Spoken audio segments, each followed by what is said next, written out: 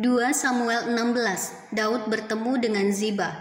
Ketika Daud baru saja melewati puncak, datanglah Ziba, hamba Mefiboset, mendapatkan dia membawa sepasang keledai yang berpelana dengan muatan 200 ketul roti, 100 buah kue kismis, 100 buah-buahan musim panas, dan sebuyung anggur. Lalu bertanyalah raja kepada Ziba, "Apakah maksudmu dengan semuanya ini?" Jawab Ziba, "Keledai-keledai ini bagi keluarga raja untuk ditunggangi, roti dan buah-buahan ini bagi orang-orangmu untuk dimakan, dan anggur ini untuk diminum di padang gurun oleh orang-orang yang sudah lelah."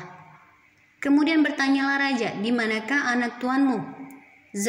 Jawab Ziba kepada raja, "Ia ada di Yerusalem, sebab katanya, pada hari ini kaum Israel akan mengembalikan kepadaku kerajaan ayahku." Lalu berkatalah raja kepada Ziba, "Kalau begitu kepunyaanmu lah segala kepunyaan Mefiboset." Kata Ziba, "Aku tunduk. Biarlah kiranya aku tetap mendapat kasih di matamu, ya tuanku raja." Simei mengutuki Daud. Ketika Raja Daud telah sampai ke Bahurim, keluarlah dari sana seorang dari kaum keluarga Saul.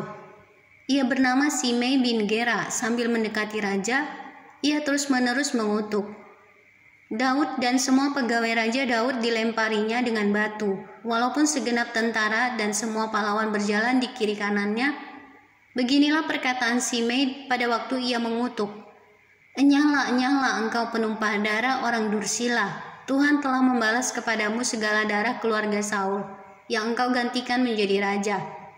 Tuhan telah menyerahkan kedudukan raja kepada anakmu Absalom. Sesungguhnya engkau sedang dirundung malang karena engkau seorang penumpah darah."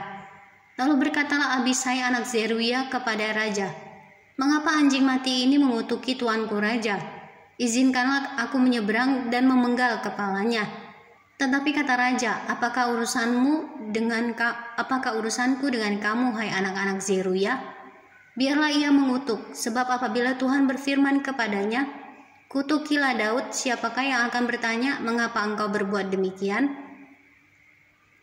Pula kata Daud kepada Abisai dan kepada semua pegawainya, "Sedangkan anak kandungku ingin mencabut nyawaku, terlebih lagi sekarang orang Benyamin ini. Biarkanlah dia dan biarlah ia mengutuk, sebab Tuhan yang telah berfirman kepadanya demikian.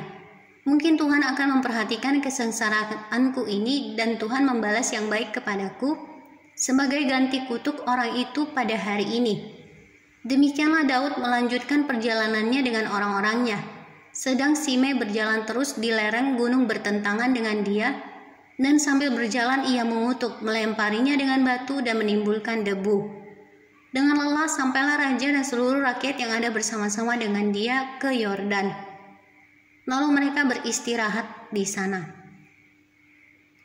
Husai dan Ahitofel menghadap Absalom. Maka Absalom dan seluruh rakyat orang-orang Israel sampailah ke Yerusalem, dan Ahitofel ada bersama-sama dengan dia.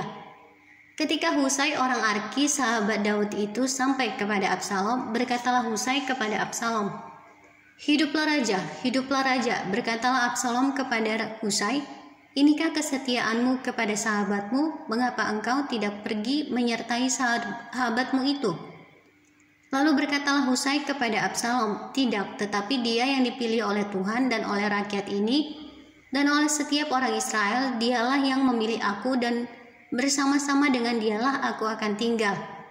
Lagi pula, kepada siapakah aku memperhambakan diri? Bukankah kepada anaknya? Sebagaimana aku memperhambakan diri kepada ayahmu, demikianlah aku memperhambakan diri kepadamu." Kemudian berkatalah Absalom kepada Ahitofel, "Berilah nasihat, apakah yang harus kita perbuat?" Lalu jawab Ahitofel kepada Absalom, "Hampirilah gundik-gundik ayahmu yang ditinggalkannya untuk menunggui istana. Apabila seluruh Israel mendengar bahwa engkau telah berbuat dirimu dibenci oleh ayahmu, maka segala orang yang menyertai engkau akan dikuatkan hatinya." Maka dibentangkanlah kemah bagi Absalom di atas soto.